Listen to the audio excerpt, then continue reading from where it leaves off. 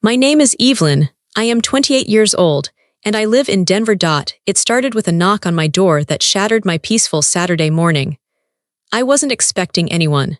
I live a quiet life here in Denver, far away from the chaos of my childhood home. When I looked through the peephole, my breath hitched. It was them, my parents. I opened the door, my hand trembling just a little. They stood there, looking older, wearing smiles that didn't quite reach their eyes. They came inside, looking around my apartment like they were inspecting merchandise. They didn't ask how I was. They didn't ask about my job. They just sat down on my gray sofa and dropped the bomb. "Evelyn," my mother said, grabbing my hand with a warmth that felt fake. "We need a favor. It's for Elena, her wedding. It needs to be perfect. We need $75,000. The room went silent. I stared at them. These were the same people who told me years ago that paying for my college was shameful. They watched me struggle. They watched me starve. And now, they wanted my hard-earned money to pay for a party for their favorite daughter. Something inside me didn't just break. It finally woke up. But before I tell you how everything flipped, like and subscribe, drop a comment. Where are you watching from? My name is Evelyn. I am 28 years old. If you asked my parents, they would probably describe me as the quiet one or the independent one. But those are just polite words for the invisible one. For as long as I can remember, I lived in a house that felt like a theater stage where my sister, Elena, was the star, and I was the stagehand working in the dark. Elena was 2 years younger than me.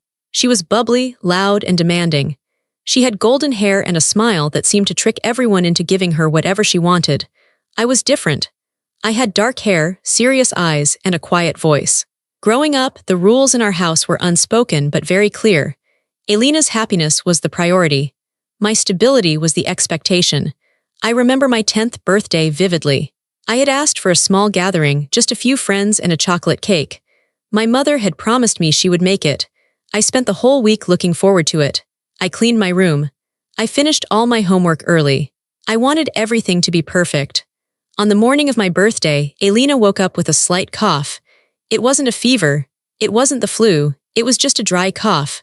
But my mother went into panic mode. "Oh, my poor angel," my mother cooed, feeling Elena's forehead for the 10th time. "We can't have people over with you feeling like this. You need rest." "But Mom," I said, my voice small. "It's my birthday. My friends are coming in 2 hours." My father looked up from his newspaper. He didn't look at me with sympathy. He looked at me with annoyance. "Evelyn, don't be selfish. Your sister is unwell. We can't have a house full of screaming girls disturbing her." "I can be quiet," I pleaded. "We'll stay in the backyard." "No," my mother said firmly. "I'm canceling it. We will order pizza, and we can watch a movie that Elena likes so she feels better." That was it. My birthday was canceled because Elena coughed. That night, we watched Elena's favorite cartoon. I sat in the corner of the sofa, eating a slice of cold pizza, while my parents huddled around Elena, feeding her soup and adjusting her blanket. No one said happy birthday to me again that night. I learned a hard lesson that day. In this family, my needs were negotiable. Elena's were mandatory. This pattern continued into our teenage years. I was the reliable one. I got straight A's. I never missed curfew. I did my own laundry. I packed my own lunches. My parents never checked my report cards because they assumed I would do well. When I brought home a perfect score on a math test, my dad would just nod and say, "Good, that's what we expect." But if Elena got a C-, it was a crisis. They would hire tutors. They would sit with her for hours, helping her with homework, encouraging her, praising her for the smallest effort. "Look, Evelyn," my mom would say, beaming. "Elena finished her history essay. Isn't that wonderful?" "I finished mine 3 days ago," I would say. "Well, you're naturally smart," Mom would wave a hand dismissively. "It's harder for her. You should be more supportive." I became the emotional shock absorber for the family. If my parents fought, I was the one who cleaned up the broken dishes. If Elena came home crying because a boy didn't like her, I was the one told to comfort her. "Go talk to your sister," Dad would tell me. "She looks up to you." But she didn't look up to me. She looked past me. She knew, just as well as I did, that she was the center of their universe. I was just a satellite orbiting around them, useful but distant. I remember one Christmas when I was 16. I had been saving my allowance for months to buy a special sketchbook. I loved to draw. It was my escape. I hinted to my parents for weeks that I wanted art supplies. On Christmas morning, I watched Elena tear open box after box. She got the designer jeans she wanted. She got a new phone. She got tickets to a concert. Her pile of gifts was huge. Then they handed me my gift. It was a single, flat box. My heart beat a little faster. Maybe they had listened. Maybe they had bought me the professional art set. I opened it. Inside was a set of textbooks, SAT prep guide and advanced calculus. I stared at the books. I felt a lump form in my throat, hot and painful. "We want to make sure you get into a good college," my father said, patting me on the shoulder. "We know you're focused on your future. Practical gifts are the best gifts." "Did you get me anything else?" I asked, hating how pathetic I sounded. "Don't be ungrateful," my mother snapped. "Those books were expensive. Elena needed clothes because she's growing so fast. You have plenty of clothes." I looked at Elena. She was holding up a cashmere sweater, squealing with delight. She didn't even look at my textbooks. She didn't care. I went to my room and cried for an hour. It wasn't about the presents. It was about being seen. They saw Elena as a person to be cherished. They saw me as a project to be managed. They loved her. They relied on me. And there is a very big, very painful difference between being loved and being useful. I started to build a wall around my heart then. I stopped sharing my feelings with them. I stopped telling them about my drawings. I stopped telling them about the boys I liked or the dreams I had. I became exactly what they wanted, quiet, efficient, and low maintenance. But deep down, I was screaming. I wanted them to ask me how my day was. I wanted them to hug me without me asking first. I wanted to be the daughter they adored, not just the daughter they expected things from. I didn't know then that the worst betrayal was yet to come. I thought the favoritism was just about birthdays and Christmas presents. I didn't realize that, when it came to my actual future, their neglect would nearly destroy me. The envelope was thick. That was the first thing I noticed when I pulled it out of the mailbox. My hands were shaking so hard, I almost dropped it in the snow. It was from the University of Colorado, the cybersecurity program. It was one of the best programs in the country, and it was competitive. I ran inside the house, my heart pounding against my ribs like a trapped bird. "Mom, Dad," I yelled. It was a Tuesday evening. My parents were in the kitchen. Mom was cooking lasagna, Elena's favorite. Dad was reading a magazine. Elena was sitting at the counter, texting on her phone. "What is it, Evelyn?" Dad asked, not looking up. No need to shout. "I got in," I breathed out, ripping the envelope open. I pulled out the letter and scanned the first few lines. "I got in. I got accepted into the cybersecurity program." For a second, there was silence. I waited for the explosion of joy. I waited for my mom to drop the spoon and hug me. I waited for my dad to high-five me. "That's nice, dear," Mom said, turning back to the stove. "Could you set the table?" "Elena, honey, do you want garlic bread?" I stood there, frozen. The letter hung in my hand. "Did you hear me? I got into the program. It's my dream school." Dad finally put down his magazine. He took off his reading glasses and looked at me with a serious expression. "We heard you, Evelyn. It's a good accomplishment. You studied hard." "But," I hesitated, "I need to send the deposit by next week. And we need to figure out the tuition." "I applied for financial aid, but because of your income, I didn't get much. I'll need you to co-sign a loan, or—" The atmosphere in the room changed instantly. It went from indifferent to cold. My father stood up. He was a tall man, intimidating when he wanted to be. "Evelyn, sit down." I sat at the table, clutching my acceptance letter. Elena didn't look up from her phone, but I saw a small smirk on her face. "We need to be clear about something," my father said. "We have discussed this. We are not paying for your college." I blinked. "What? But you paid for my private high school. You talked about college my whole life." "That was different," Mom chimed in, wiping her hands on a dish towel. "College is expensive, and we believe that taking on debt is shameful. If you want this degree, you need to earn it yourself. We aren't going to hand it to you." "I'm not asking you to hand it to me," I stammered. "I'm asking for help. The tuition is $40,000 a year. I can't make that working a minimum wage job. I just need you to co-sign a loan. I'll pay it back, I promise." "No," Dad said. The word was sharp, like a door slamming shut. "We will not put our names on debt. It's risky. If you fail, we are on the hook. We have our retirement to think about. We have the house." "But you bought Elena a car last month," I said, my voice rising. "You bought her a brand new Jeep because she passed her driving test on the second try." "That is different," Mom said defensively. "Elena needs to get to school safely. She's delicate. She gets anxious on the bus." "I'm going to lose my spot," I shouted, tears finally spilling over. "If I don't pay the deposit, I lose my spot." Please, this is my future. This is everything I worked for. Those textbooks you gave me for Christmas, I used them. I did everything you asked. My father crossed his arms. This is a lesson in resilience, Evelyn. If you want it bad enough, you will find a way. Character is built through struggle. We are doing this for your own good. We don't want you to be spoiled. Spoiled. The word rang in my ears. I looked at Elena, who was sipping a soda, wearing the designer sweater they bought her. I looked at my parents, standing in their nice kitchen in their nice house. They weren't broke. They just didn't want to spend their money on me. I can't believe you, I whispered. You're supposed to be on my side. We are, Mom said calmly. We are teaching you to be an adult. Now, please wash your hands for dinner. I didn't stay for dinner. I grabbed my coat and ran out the back door. I ran until my lungs burned. I ended up at my grandparents' house, 3 miles away. Eldon and Margaret lived in a small, cozy bungalow that smelled like peppermint tea and old paper. When my grandmother opened the door and saw my tear-streaked face, she didn't ask questions. She just pulled me inside. I sat at their small kitchen table and sobbed. I told them everything. I told them about the letter, the refusal, the car they bought Elena. Grandpa Eldon sat quietly, his jaw tight. Grandma Margaret stroked my hair. They won't sign, I choked out. I can't go, I have to decline the offer. Grandpa Eldon cleared his throat.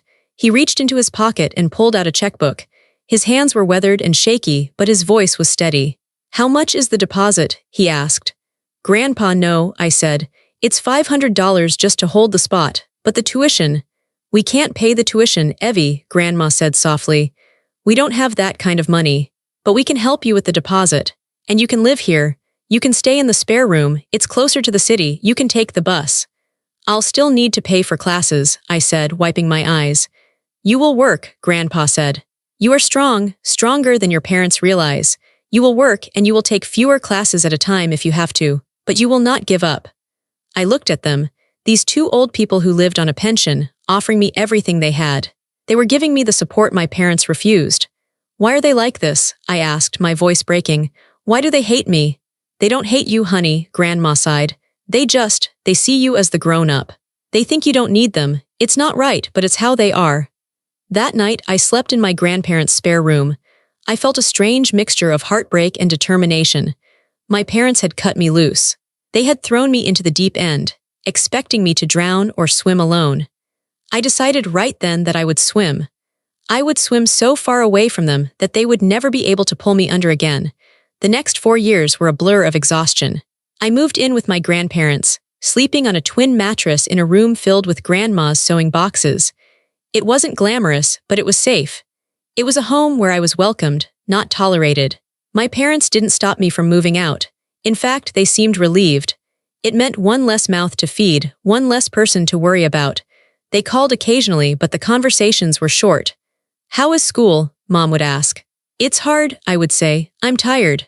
Well, keep at it, she'd reply before launching into a 10-minute story about Elena's drama club or Elena's prom dress. I stopped listening. I focused on survival. I worked 3 jobs. In the mornings, from 4 a.m. to 8 a.m., I stocked shelves at a grocery store. Then I went to class until 2 p.m. From 3 p.m. to 10 p.m., I waited tables at a diner. On weekends, I cleaned offices. I was always tired. My bones ached. My eyes burned from staring at computer screens and textbooks. I ate whatever was cheapest, instant ramen, peanut butter sandwiches, leftover fries from the diner. I lost weight. I had dark circles under my eyes, but I paid my tuition, every single cent. I took out the maximum federal student loans I could get without a cosigner, and I paid the rest in cash. It meant I couldn't go to parties. I couldn't buy new clothes. I wore the same sneakers until the soles wore through and let the rain in. I remember one winter day, I was walking to the bus stop. It was snowing hard. My coat was thin and I was shivering uncontrollably. I saw a car drive past, a silver Jeep. It was Elena. She was laughing with her friends, the heat blasting inside the car. She didn't see me. She drove right through a puddle, splashing slush onto my legs. I stood there, freezing and wet, watching my sister drive away in the car my parents bought her. I didn't cry. I didn't have the energy to cry. I just felt a cold, hard knot tighten in my stomach. I will succeed, I told myself. And I will owe them nothing. Graduation day came. I graduated magna cum laude, top of my class. My parents came to the ceremony. They took a few photos. We're proud of you, Dad said, smiling for the camera. We knew you could do it. See, we told you that you didn't need handouts. I looked at him in his nice suit. He truly believed he had done me a favor. He believed his neglect was a teaching strategy. Thanks, I said simply. I didn't hug him back. After graduation, I landed a job as a junior cybersecurity analyst at a major firm in Denver. The starting salary was more money than I had ever seen. The first thing I did was take my grandparents out for a fancy dinner. I bought them steaks and wine. I watched Grandpa smile, his eyes crinkling at the corners, and I felt a swell of pride. I had done this. We had done this. I moved into my own apartment. It was modern, clean, and quiet. I bought a gray sofa. I bought a big TV. I bought art supplies, expensive ones. I filled my fridge with fresh food. For the first time in my life, I wasn't hungry. I wasn't tired. I was safe. But the dynamic with my family didn't change. If anything, it got worse. Now that I had money, they assumed I was fine. They assumed I had no problems. I would go home for Sunday dinner sometimes, mostly out of guilt. The conversation was always about Elena. Elena dropped out of college after one semester because it was too stressful. My parents were sympathetic. They let her move back home rent-free. They paid for her to go to cosmetology school, then she quit that too. Then she wanted to be an influencer. They bought her cameras and lighting equipment. Elena is just finding herself, Mom would say. Meanwhile, nobody asked about my job. Nobody asked about the cyber attacks I was thwarting or the promotions I was getting. I was just the background character who had made it, so I no longer required attention. I remember one dinner vividly. I had just been promoted to senior analyst. It was a huge deal. I got a promotion, I announced over the pot roast. That's nice, Evelyn, Dad said, chewing. Pass the salt. Elena met a boy, Mom interrupted, her eyes wide. His name is Julian. He comes from a very wealthy family. His father owns a chain of hotels. Can you believe it? He drives a Porsche, Elena added, grinning. He's taking me to Cabo next week. That's wonderful, sweetheart, Mom clapped her hands. You deserve a vacation. I sat there, gripping my fork. I had worked 80-hour weeks for 4 years. I had pulled myself out of poverty. And they were more impressed that Elena was dating a guy with a Porsche. I realized then that it would never be enough. No matter how successful I became, I would never sparkle like Elena did in their eyes. I was the workhorse. She was the show pony, so I stopped trying to impress them. I pulled back. I visited less. I focused on my life in Denver. I made friends who liked me for me. I started hiking. I started painting again. I found peace in the silence of my apartment. I thought I had escaped. I thought the worst was over.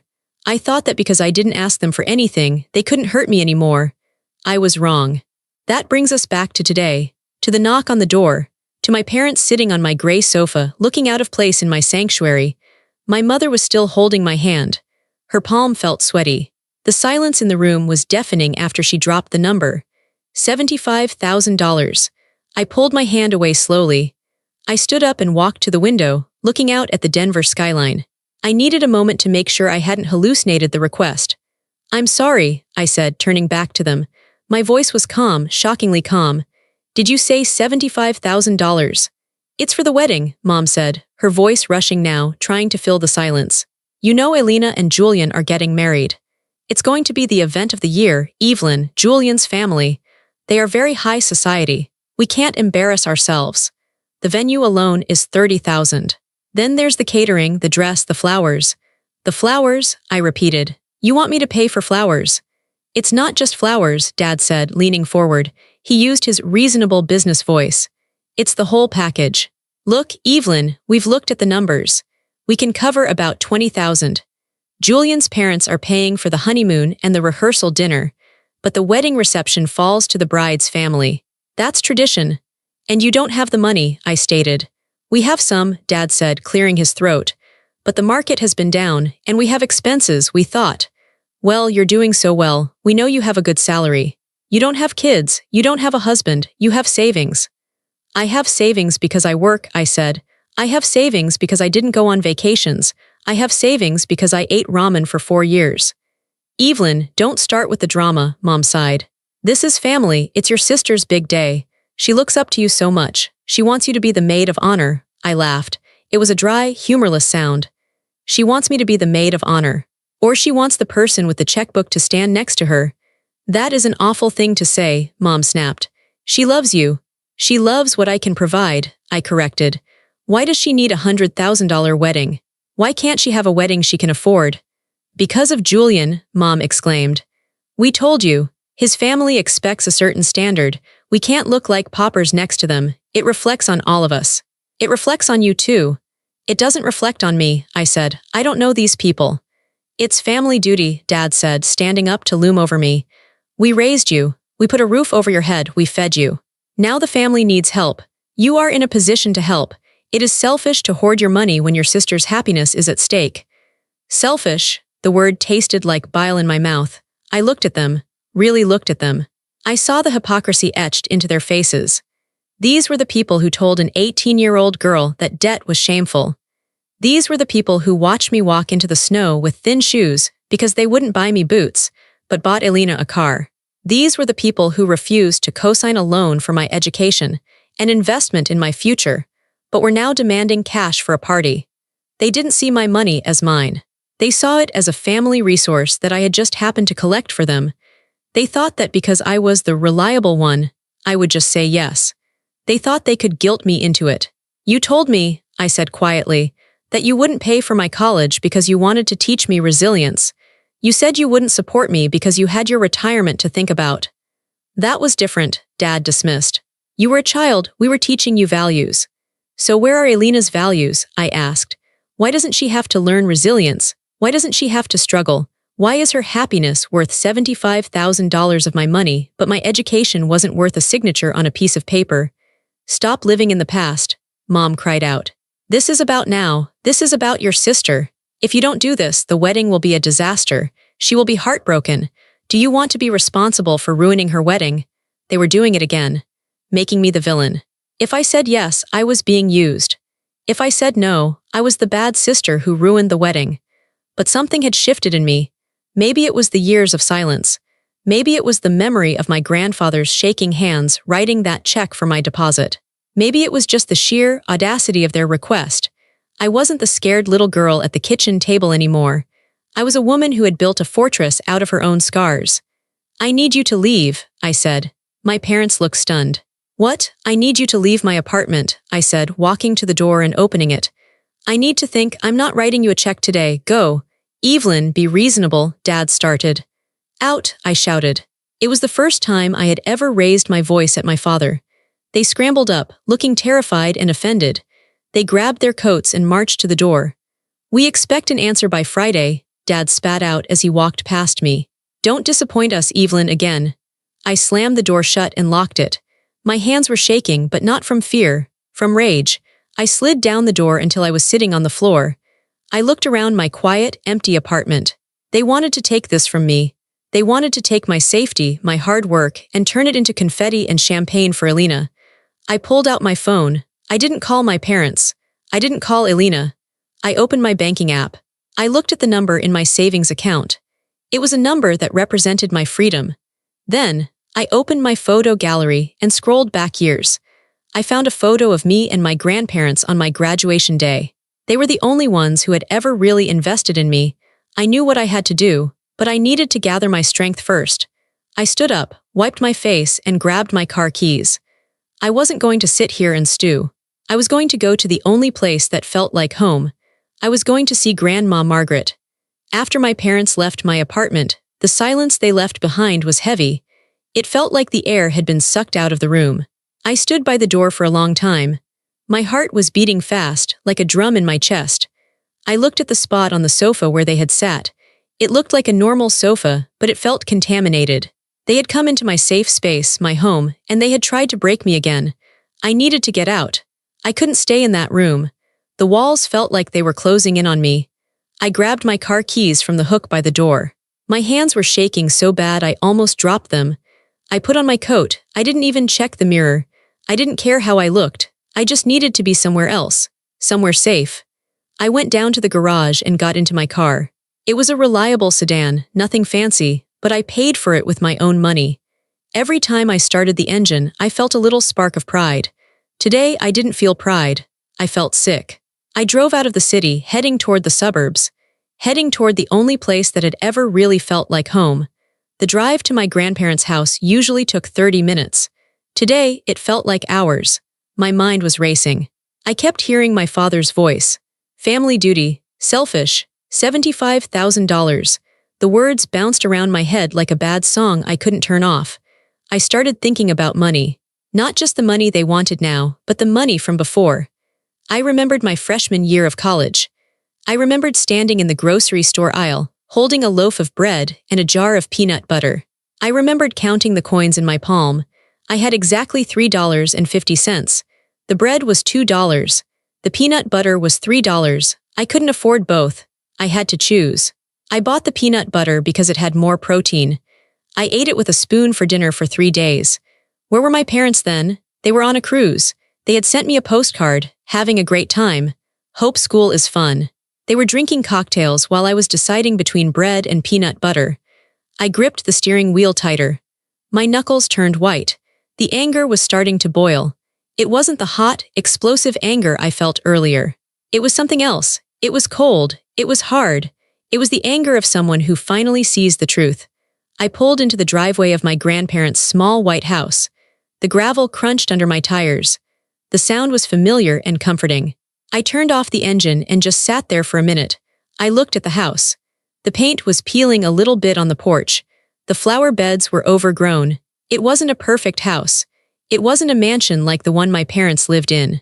But it was filled with love. I got out of the car and walked up the steps. I didn't knock. I used the spare key hidden under the mat. I opened the door and the smell hit me immediately. It smelled like old books, peppermint tea, and lavender. It smelled like safety. "Grandma," I called out. My voice sounded weak. "In the kitchen, dear," she answered. I walked into the kitchen. Grandma Margaret was sitting at the wooden table. She was peeling apples. Her hands were wrinkled and spotted with age, but they moved with a steady rhythm. Grandpa Eldon was sitting in his favorite armchair in the corner, reading a newspaper with a magnifying glass. When Grandma looked up and saw me, she stopped peeling. She put the knife down. She saw my face. She saw the red eyes. She saw the shaking hands. "Oh, Evelyn," she said softly. "Come here." She stood up and opened her arms. I walked into them and I just collapsed. I started crying. I cried for the 18-year-old girl who was hungry. I cried for the 20-year-old who worked until her feet bled. I cried for the woman who just wanted her parents to love her without a price tag. Grandma held me tight. She was small and frail now, but she felt like a mountain. She didn't say anything. She just let me cry. Grandpa put down his paper and watched us, his eyes sad but kind. After a while, I pulled away. Grandma wiped my face with a tissue. "Sit down," she said. "I'll make tea." I sat at the table. I watched her move around the kitchen. She put the kettle on. She got out the mugs. It was such a simple routine, but it grounded me. "They came to see me," I said. My voice was raspy. "Your parents?" Grandpa asked from his chair. "Yes," I said. "They want money. For Elena's wedding." Grandma snorted. It was a very unladylike sound. "Of course they do. How much?" $75,000, I said. Grandma dropped the teaspoon. It clattered onto the counter. Grandpa let out a low whistle. $75,000, Grandma repeated. "For a party, have they lost their minds?" "They said it's my duty," I said, looking down at the table. "They said I owe them because they raised me. They said I'm selfish for keeping the money I earned." "That is nonsense," Grandpa said firmly. He stood up slowly, leaning on his cane. He walked over to the table and sat down next to me. "Evelyn, look at me." I looked at him. His blue eyes were faded, but they were sharp. "You don't owe them a penny," he said. "Raising a child is not a business deal. You don't invest in a kid expecting a payout. You do it because you love them. If they think you owe them, then they didn't raise you, they just boarded you." I felt guilty, I admitted. When they were in my apartment, looking at me with that disappointment, I felt like a bad daughter. "You are not a bad daughter," Grandma said, placing a mug of hot tea in front of me. "They are bad parents. I'm sorry to say it because they are my family too, but it's the truth. They chose a favorite a long time ago. They put Elena on a pedestal and they put you in the basement. And now that you've built your own house, they want to move in." I took a sip of the tea. It was hot and sweet. It warmed my chest. "I kept all the bills," I whispered. "From college, I have a box in my closet. Every loan statement, every receipt for textbooks, every pay stub from the diner." "Why did you keep them?" Grandma asked gently. "To remind myself," I said. "To remind myself that I did it alone. But now, looking back, it just makes me angry. Why did it have to be so hard? Why couldn't they just help me a little bit? They bought Elena a car. They pay her rent. Why was I not worth it? Because you were strong, Grandpa said. And they are weak people. Weak people are intimidated by strength. They saw that you didn't need them and it scared them. Elena needs them. That makes them feel important. You make them feel unnecessary. That hit me hard. I had never thought about it that way. I always thought they ignored me because I wasn't good enough. But maybe they ignored me because I was too good, too independent. I didn't feed their ego. I'm going to say no, I said. The words felt heavy but right. I'm going to tell them I won't pay. Good, Grandma said. Stand your ground, Evie. You worked too hard for that safety to give it away for a chocolate fountain and a DJ. They might cut me off, I said. They might stop talking to me. Grandma reached across the table and covered my hand with hers. Let them. If they stop talking to you because you won't give them money, then they aren't talking to you. They are talking to your wallet. You are better off without that noise. I stayed with them for hours. We didn't talk about the wedding anymore. We talked about Grandpa's garden. We talked about a show Grandma was watching. It was normal. It was peaceful. It was what family was supposed to be. By the time I left, the sun was setting. The sky was a deep purple. I got back in my car. I didn't feel sick anymore. I felt something new. I felt solid, like a brick wall that had finally dried and set. I drove back to my apartment. I went inside. I looked at the sofa again. It didn't look contaminated anymore. It just looked like furniture. I was reclaiming my space. I was reclaiming my life. I knew they would come back. I knew the fight wasn't over. But for the first time, I knew I was going to win. Not because I wanted to hurt them, but because I finally loved myself enough to protect myself. The week dragged on. Every time my phone buzzed, my stomach clenched, thinking it was them. But they didn't call. They were waiting. They had given me a deadline. Friday. They expected me to show up with a check or transfer the money. They expected me to cave like I always did when I was younger. But Friday came and I didn't go to them. I stayed home. I took the day off work. I needed to be ready. I knew they wouldn't just let the deadline pass. They would come to me. I spent the morning cleaning my apartment. I scrubbed the counters until they sparkled. I vacuumed the rugs. I organized my bookshelf. It was a nervous energy. I needed to do something with my hands. I wanted my space to be perfect. I wanted to show them that my life was orderly, controlled, and successful without their help. I dressed carefully. I didn't wear my comfortable sweatpants. I put on a crisp white shirt and black trousers. I put on my shoes. I wanted to feel professional. I wanted to feel like the senior cybersecurity analyst I was, not the scared little girl they remembered. At 10 a.m., the doorbell rang. It was sharp and demanding. I took a deep breath. I walked to the door. I looked through the peephole. It was them. Mom and Dad. They were dressed up too. Dad was in a suit. Mom was wearing a silk blouse. They looked like they were going to a business meeting. In a way, they were. They were here to close the deal on their daughter. I opened the door. Evelyn, Dad said. He didn't say hello. He just said my name like it was a checklist item. We're here for the answer. Come in, I said. My voice was steady. I was proud of that. They walked in. Dad was carrying a leather folder. He placed it on my coffee table with a thud. This is the contract for the venue, he said, tapping the folder. We need the deposit today. And the rest of the vendor payments are due next week. We figured it would be easiest if you just wrote one check to us, and we will handle the distribution. That way you don't have to deal with the stress of the planning. He was so confident. He spoke as if my agreement was a foregone conclusion, as if the last time we spoke I hadn't kicked them out. Sit down, I said. They sat on the sofa. I didn't sit. I stood by the window, keeping a distance between us. I needed the high ground. I'm not writing a check, I said. I didn't lead up to it. I didn't apologize, I just said it. The air in the room froze. My mother blinked as if she hadn't heard me correctly. My father's confident smile faltered. Excuse me, Dad said. We don't have time for games, Evelyn. The bank closes at 5. It's not a game, I said. I am not giving you $75,000. I am not giving you any money for Elena's wedding. Evelyn, be reasonable, Mom said, her voice rising in pitch. We told you, this is vital. The invitations are already drafted. People are expecting this wedding. Julian's family is expecting it. Then Julian's family can pay for it, I said. Or you can pay for it, or Elena can pay for it. We can't afford it, Dad snapped. The polite businessman mask slipped, revealing the anger underneath.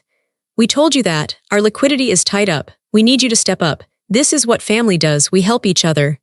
Help, I laughed. It was a cold, dry laugh. You want to talk about help? Let's talk about help. Where was the help when I was 18? Oh God, not this again, Mom groaned, throwing her hands up.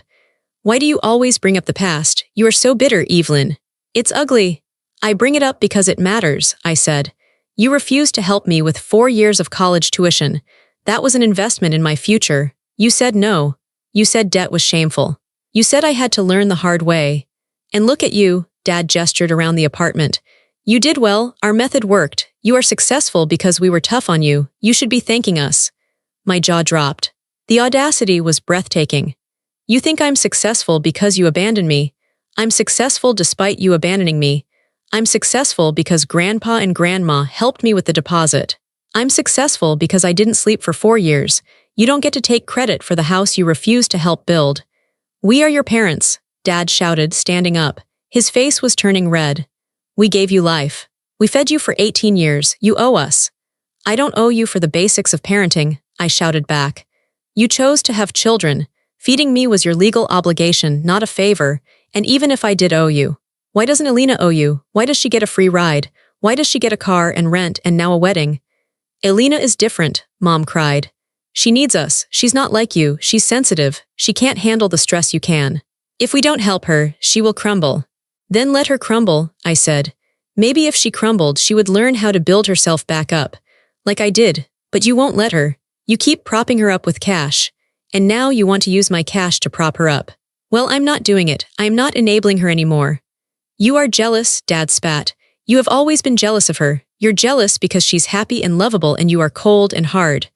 The words stung. They aimed for the weak spots. Cold, hard, unlovable. I am hard because I had to be, I said quietly. I had to be hard to survive you. If you don't do this, Mom said, standing up to join Dad. Her eyes were wild. If you don't write this check, you are turning your back on this family. Do you understand? You won't be welcome at Christmas. You won't be welcome at the house. We will be done with you. The threat hung in the air, the ultimate weapon. Do what we want, or we will stop loving you. I looked at them. I looked at my mother, who had never hugged me the way she hugged Elena. I looked at my father, who only looked at me with pride when he thought he could get something from me. I realized something profound. I wasn't losing anything. You can't lose something you never really had. Their love was conditional, it was a transaction, and the price was too high. Okay, I said. My parents froze. What? Dad asked. I said okay, I repeated. If the price of being in this family is $75,000, I'm not paying it. If you want to disown me over money, then go ahead. But I want you to remember this moment. Remember that you chose a party over your daughter. You chose appearances over me. You will regret this, Dad stammered. He looked unsure now. The threat hadn't worked. He had no other cards to play. I don't think I will, I said. Now please leave. I have work to do. You're making a huge mistake, Evelyn, Mom sobbed. It was a fake, manipulative sob. You are breaking my heart. You broke mine a long time ago, Mom, I said. I just finally stopped trying to fix it. I walked to the door and held it open. I stared at them. I didn't blink. I was a statue. They gathered their things. Dad grabbed the leather folder. He looked at me with pure hatred. Don't expect an invitation to the wedding or the funeral. Noted, I said. They walked out into the hallway. I was about to slam the door when I heard a noise, a gasp. I looked past my parents. Standing in the hallway, leaning against the wall, was Elena. Elena looked terrible. That was my first thought. My beautiful, perfect sister, who always looked like she had just walked out of a magazine, looked like a wreck. She was wearing sweatpants that were too big for her. Her hair was in a messy knot on top of her head. Her face was pale, and her eyes were swollen and red. She was holding a set of keys. She must have let herself into the building while we were arguing. Elena, Mom said, her voice shifting instantly. It went from the screeching harpy tone she used on me to a soft, sugary coo. Baby, what are you doing here? Did you drive? You know you get anxious driving in the city. Elena didn't look at Mom. She was looking at me. Her eyes were wide, filled with shock. I heard you, Elena whispered. You heard what, sweetheart? Dad asked, trying to block her view of me. We were just leaving. Evelyn is having a bad day. She's not feeling well. Stop lying, Elena said. Her voice wasn't loud, but it cut through the air like a knife. I heard everything. I was standing here for 5 minutes. I heard what you said to her. You said she was cold and hard. You said you would disown her. We were just trying to reason with her, Mom cried, reaching out to touch Elena's arm. She's refusing to help with your wedding. She wants to ruin your special day. We were just defending you. Elena pulled her arm away. She looked at our parents with a look of pure exhaustion. You weren't defending me, Elena said. You were using me. You were using me as an excuse to take her money. We need the money for the venue, Dad insisted. For the flowers, for the dress, it's for you, Elena. I don't want it, Elena said. The silence that followed was total. My parents looked like they had been slapped. What? Mom whispered. I don't want the wedding, Elena said. Tears started to roll down her cheeks. I never wanted the big wedding. You did, Mom. You wanted the photos. You wanted to show off to Aunt Carol and the neighbors. I just wanted to marry Julian. But Julian's family, Dad stammered. Julian doesn't care, Elena shouted. It was a raw, broken sound. Julian hates all this stuff. We've been fighting every night because of the stress. We can't afford this life you're trying to build for us. I'm drowning, Mom. I'm drowning. She turned to look at me. She walked past our parents and stood in front of my doorway. You were right, she said to me. I looked at my little sister. For the first time, I didn't see the golden child. I saw a terrified young woman who had been crippled by too much help. About what? I asked softly. About me, she said. You said I was helpless. You said they crippled me. You're right, I can't do anything. I don't know how to pay bills. I don't know how to keep a job. I quit everything when it gets hard because Mom always tells me I don't have to suffer. But I am suffering. I feel useless. She wiped her nose with her sleeve. I saw you, years ago, that day in the snow. My breath hitched. You saw me. I was in the Jeep, she said. I saw you walking to the bus stop. You looked so cold. I wanted to stop. I really did, but I was scared. I was scared that if I stopped, I would have to admit that what Mom and Dad were doing to you was wrong. And if I admitted that, I would have to admit that I was part of it. So I just kept driving. I turned up the music so I couldn't think about it. She looked me in the eye. I'm so sorry, Evelyn. I've been sorry for 4 years. I felt the anger inside me start to crack. It crumbled away, leaving just sadness. Why didn't you say anything? I asked. Because I was a coward, Elena said, and because I was jealous. You were jealous of me? I asked, just as shocked as I was the first time I thought it. Yes, she said. You were real. You were out there in the world, fighting, building something. I was just a doll in a dollhouse. You have a career. You have respect. I have. Nothing. I'm just Elena the pretty one. That's all I am. She turned back to our parents. Her voice became stronger. I'm canceling the wedding, she announced. You can't, Mom shrieked. The deposits, the reputation. I don't care about the reputation, Elena yelled. I care about my sister. I care about my life. I'm not starting my marriage with stolen money. I'm not taking Evelyn's savings. Elena, you are making a mistake, Dad warned, his voice low and dangerous. If you do this, we can't help you anymore. Elena laughed. It sounded just like my laugh earlier. Good, don't help me, please, stop helping me. Your help is ruining me. She looked at me. Evelyn, I know I don't deserve it, but I don't want to be alone with them right now. Can I come in? I looked at my parents, standing in the hallway, looking defeated and small. Then I looked at my sister, who was finally standing on her own 2 feet. Yes, I said, come in. Elena stepped into my apartment. I looked at my parents one last time. Goodbye, I said. I closed the door in their faces. I heard them shouting for a minute, then footsteps, then the elevator ding, then silence. I turned to Elena. She was standing in the middle of my living room, looking around like she had landed on a different planet. Nice place, she sniffled. Thanks, I said. I paid for it myself. She smiled weakly. I know, 3 weeks is not a lot of time to plan a wedding, but it turns out, when you strip away the $75,000 of fluff, a wedding is actually pretty simple. Elena canceled everything. The ballroom, the caterer, the 10-piece band. She lost some deposit money, which Dad had paid, but she didn't care. She said it was the price of freedom. We found a new venue, the Lakewood Community Center. It cost $200 to rent for the afternoon. It wasn't glamorous. The floors were linoleum, and the walls were a beige color that reminded me of a dentist's office. But it had big windows that let in the sunlight, and it had a kitchen where we could heat up food. We did everything ourselves. It was fun, actually fun. Elena came over to my apartment every night. We sat on the floor, drinking cheap wine and making decorations. We made paper flowers out of old book pages. We strung up fairy lights that I had in my closet. For the first time we talked. really talked. She told me about how suffocating it felt to be the perfect daughter, how she felt like she had to perform constantly. I told her about the loneliness of those college years. We cried a lot. We laughed even more. We were getting to know each other as adults, not as the roles our parents had assigned us. On the day of the wedding, the community center looked transformed. It didn't look expensive, but it looked magical. The fairy lights twinkled against the beige walls. The paper flowers looked artistic and unique. I was the maid of honor. I didn't buy a new dress. I wore a navy blue cocktail dress I wore to work events. Elena wore a white sundress she found at a vintage shop for $40. She had her hair down, loose and wavy. She looked younger, lighter. She looked happy. Our parents weren't there. They had sent a text to Elena saying they could not support this mockery of a wedding, and that they would be spending the weekend at the lake house to recover from the stress. When Elena read the text, she just shrugged. "Okay," she said. And she put the phone away. She didn't cry. She chose her peace over their approval. Grandma and Grandpa were there. Grandpa was in his wheelchair, wearing his best suit from 1980. Grandma was wearing a hat with a flower on it. She looked like royalty. Julian's family came too. I was nervous about them. Mom and Dad had made them out to be these terrifying snobs, but when they walked in, they were smiling. Julian's dad took off his tie and rolled up his sleeves to help set up the chairs. Julian's mom hugged Elena and told her she looked beautiful. They didn't care about the prestige. They just loved their son, and they saw that their son loved Elena.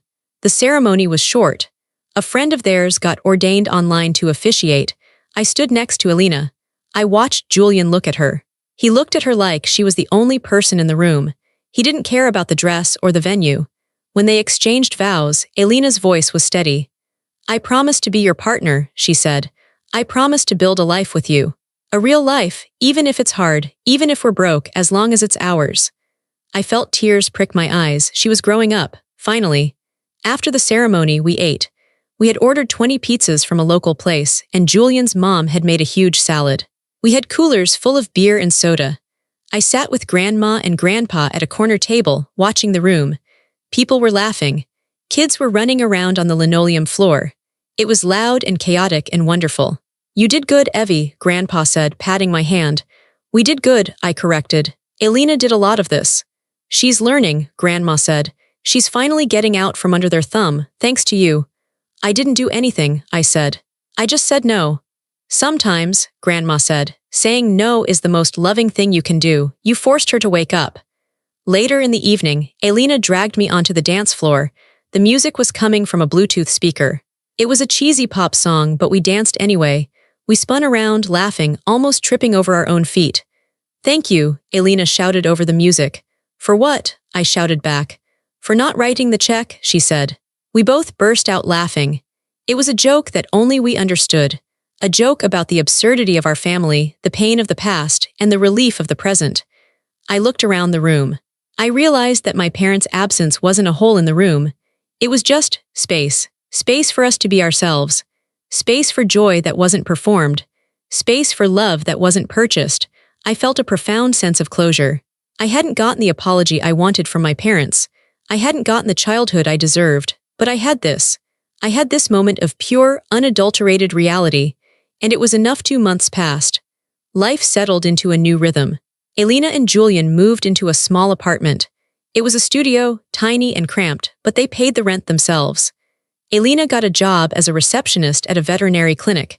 She loved animals. It wasn't a glamorous job. It didn't pay much. But every Friday she sent me a picture of her paycheck with a caption like, "Look, I earned this." I was proud of her. Then, on a Tuesday afternoon, my phone buzzed. It was a text from Dad. "We need to talk. Meet us at the Starbucks on 16th Street. 5 p.m. It wasn't a question, it was a summons. Old habits die hard. I stared at the phone. My heart did a little jump, a reflex of fear. But then I took a breath. I wasn't scared anymore, I was curious. I left work early and drove to the coffee shop. I walked in at 5 p.m. exactly. They were sitting at a table in the back. They looked diminished. That was the only word for it. They looked smaller. Dad's suit looked a little loose. Mom looked tired, her makeup not quite as perfect as usual. They had 2 coffees. They hadn't bought one for me. I walked over and sat down. "Hello," I said. "Evelyn," Dad said. He nodded stiffly. "We saw the photos," Mom blurted out. She was picking at a napkin, shredding it into tiny pieces. On social media, Julian's mother posted them. It was a nice wedding, I said calmly. It looked cheap, Mom said, but there was no venom in it, just a sort of sad confusion. Why was she wearing that old dress? Because she liked it, I said, and because she paid for it. We missed it, Dad said. His voice was gruff. He was looking out the window, refusing to make eye contact. We missed our daughter's wedding. You chose to miss it, I corrected him. You were invited. You chose not to come because it wasn't the show you wanted. Dad turned to look at me. His eyes were tired. We thought if we held our ground, she would come back. We thought she needed us. She did need you, I said. She needed you to be her parents, not her bankers, not her managers. She needed you to show up and clap for her, even if she was getting married in a shed. There was a long silence. The noise of the coffee shop buzzed around us, the espresso machine, the chatter of other customers. We want to see her, Mom whispered. She won't answer our calls. She's busy, I said. She's working, she's building a life, she doesn't have time for the drama anymore. And you, Dad asked. Are you done with us too? I looked at them. I thought about the anger I had carried for so long. I searched for it, but I couldn't find it. It had evaporated. I'm not done, I said, but the terms have changed. The terms? Dad frowned. Yes, I said. If you want to be in my life, or Elena's life, things change. No more money talks. You never ask me for money again. You never hold money over Elena's head again. You don't compare us. You don't play favorites. You treat us like adults and you respect our boundaries. And if we don't, Mom asked, her voice trembling. Then we walk away, I said. For good. We have each other now. We don't need you to survive. We want you. But we don't need you. There is a difference. My father looked at me. He looked at the confident woman sitting across from him. He realized, finally, that he had lost control. He couldn't buy me. He couldn't bully me. He could only accept me or lose me. He nodded slowly. Okay, he said. Okay. We just want the family back, Mom said, tearing up. Then build it, I said. Build it with respect, not money. I stood up. I have to go. I'm meeting Elena for dinner. She's making burnt lasagna. Tell her, Dad started then stopped. Tell her we said hello. I will, I said. I walked out of the coffee shop. The air outside was crisp and cool. The sun was setting, painting the Denver skyline in gold and orange. I felt light. I walked to my car, got in, and drove toward my sister's apartment. I thought about the word justice. I used to think justice meant punishment. I used to think it meant my parents suffering the way I suffered. But as I drove, I realized that wasn't it. Justice wasn't about them losing. It was about me winning. Winning my peace. Winning my self-respect. Winning the relationship with my sister that they had tried to steal. I had spent so many years feeling like a victim, but I wasn't a victim anymore. I was a survivor, and more than that, I was free. I pulled up to Elena's building. I saw her in the window, waving at me. I waved back. I turned off the engine. I took a deep breath, and I went inside to live my life. If Evelyn's story resonated with you, you are not alone. So many of us have grown up in families where love felt like a transaction, or where we were made to feel invisible. It is incredibly hard to break those cycles. It is scary to say no to the people who raised you. But as Evelyn showed us, sometimes the only way to find peace is to draw a line in the sand.